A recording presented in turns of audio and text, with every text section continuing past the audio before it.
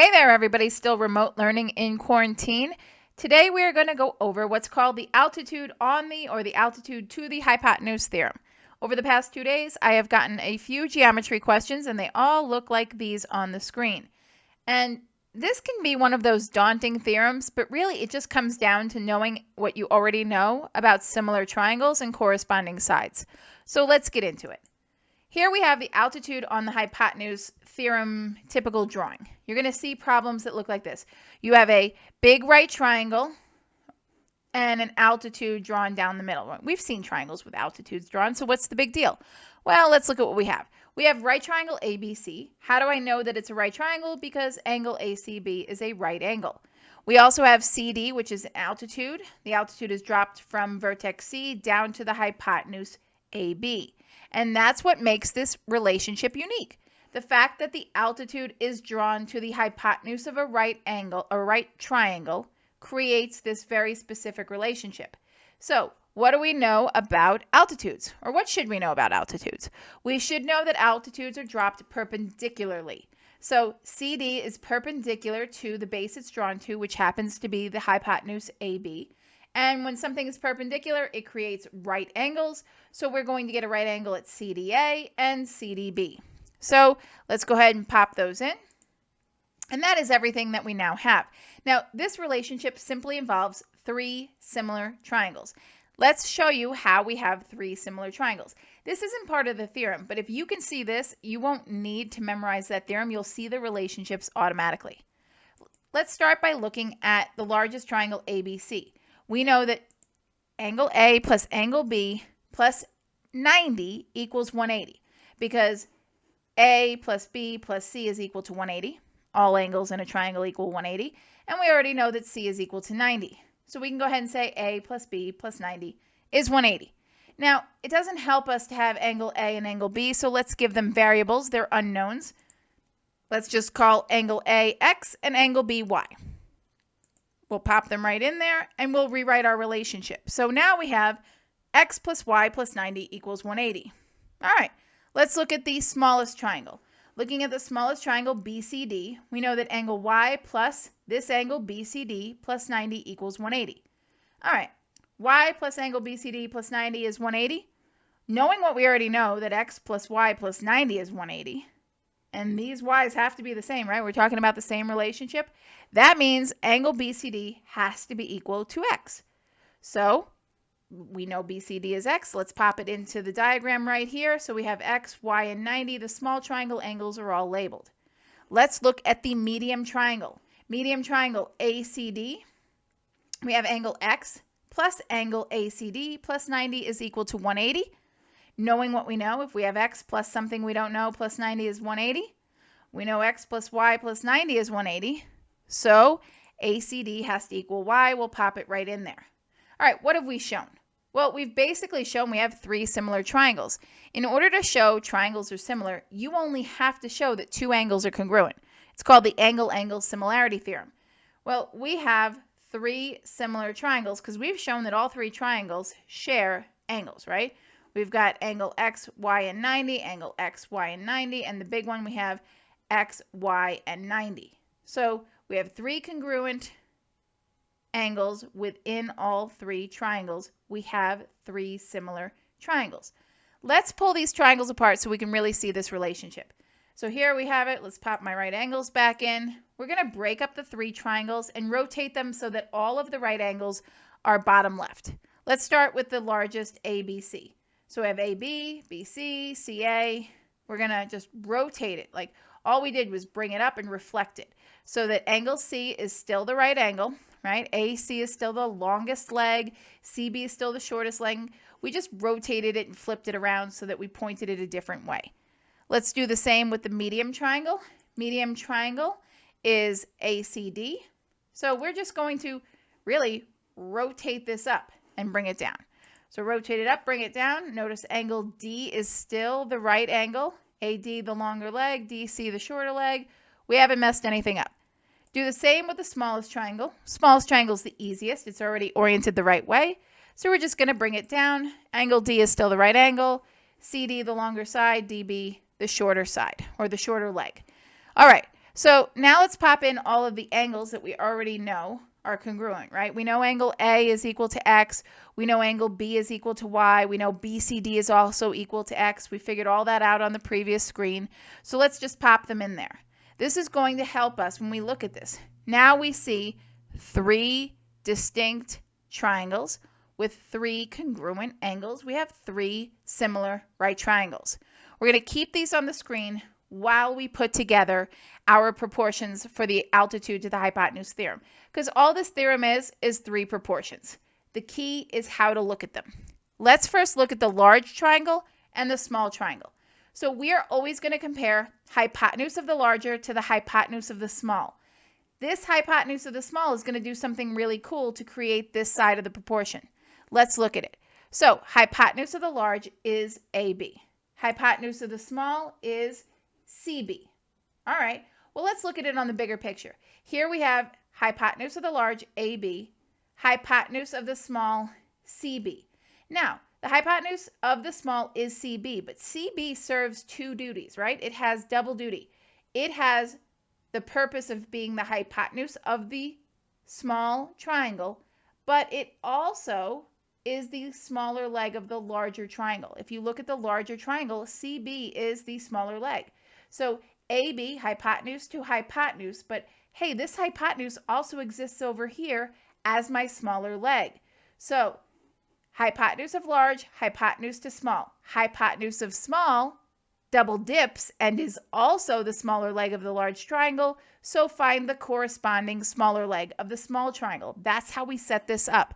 So AB to AC, and oh, look at this, or AB to CB. Look at this, CB does double duty. It's also down here as the leg of the large. What's the corresponding leg on the small? The smaller leg, which is DB. So that's our relationship. Hypotenuse to hypotenuse. That hypotenuse became the smaller leg, so find the smaller leg over here. And that's all there is to it. The hypotenuse of that smaller triangle does double duty, and it's also the leg of the larger triangle. That's the key to this relationship. So let's put it together. AB is to CB as CB is to DB. So hypotenuse of large to hypotenuse of small is to hypotenuse of small, which all of a sudden is representing itself as a leg, to the corresponding leg on the smaller triangle. That's what it is. Now, at this point, you might hear your teacher remind you that CB is the geometric mean of the other two sides, AB and DB. All that means is if you square it, it's equal to the product of the other two sides. So as long as you know how to solve a proportion, you don't need to worry about what's a geometric mean unless your teacher says, hey, I'm going to ask you what the geometric mean is. In that case, it's the thing you're squaring. So let's go ahead and solve this proportion. Let's cross multiply. CB times CB is equal to AB times DB. And we get this relationship. CB squared, hence CB is the geometric mean. It is the thing that you square and set equal to the product of the other two things. CB squared is equal to AB times DB. That's how we're going to solve for side lengths. You're going to be given so much information, and you're going to plug it in if you're given the hypotenuse and smaller leg of the large and maybe the hypotenuse of the small, and you need the smaller leg of the small triangle. All right, let's recap this before we move on, because this relationship is going to keep repeating itself. The hypotenuse of the smaller triangle, because it's double dipping as a hypotenuse and a leg to the larger, when you square it, it's going to be equal to the product of the other two sides. So that's what you're looking for. You're looking for hypotenuse of the larger triangle to the hypotenuse of the smaller, and then that hypotenuse of the smaller becomes a leg of the larger, and just find the corresponding leg. Let's do the same thing with the large and the medium triangles. All right, again, we're going to start with the hypotenuse of the large to the hypotenuse of the medium. Worry about this later. We're going to see what happens. So hypotenuse of the large, again, it's AB. Hypotenuse of the medium is AC. All right, let's look at it on the bigger picture over here. Let's on the combined drawing. AB right here is to AC. So hypotenuse to hypotenuse. This hypotenuse, however, is the larger leg of the large triangle. So notice AB to AD, or AB to AC. Sorry about that. I covered it with my highlight. So AB to AC. large hypotenuse, medium hypotenuse. But look at that. The large triangle also has an AC because it's the larger leg. So large hypotenuse to medium hypotenuse becomes larger leg on the large triangle. So we find the corresponding large leg on the medium triangle. So we get the hypotenuse of that smaller triangle, the medium triangle, is doing double dipping. It is a hypotenuse of the medium, and it's the larger leg of the large. So that's the key. AB, large hypotenuse to medium hypotenuse, is to medium hypotenuse that became a leg to the corresponding large leg of the medium. So AB is to AC as AC is to AD. Go ahead and cross multiply. AC squared is equal to AB times AD. Again, AC is the geometric mean of AB and AD. So again, we were looking for the hypotenuse of the large to the hypotenuse of the medium. And once you get that hypotenuse of the medium, figure out its relationship to the larger triangle, because that's the leg you're going to look for in the medium triangle. All right, summarizing it once again, the hypotenuse of that medium triangle, because it's double dipping as a hypotenuse and a leg in the larger, when you square it, it becomes equal to the product of the other two sides, making it the geometric mean of AB and AD. All right, last relationship is also the easiest one to see. Comparing the small triangle and the medium triangle, we're just looking at legs. No hypotenuse left to look at. So we're going to say this is basically what we used to look for when we first learned similar triangles. We would just look for corresponding sides. So we say small leg to large leg is equal to small leg to large leg. Start with whichever triangle you want. So I'm going to start with the small. Small leg DB is to small leg DC, as larger leg CD is to larger leg AD. That's it. This one's super easy. So let's look at it on the big triangle anyway. So small leg DB is to larger leg CD. Notice larger leg CD is the altitude. That altitude becomes the smaller leg of the medium.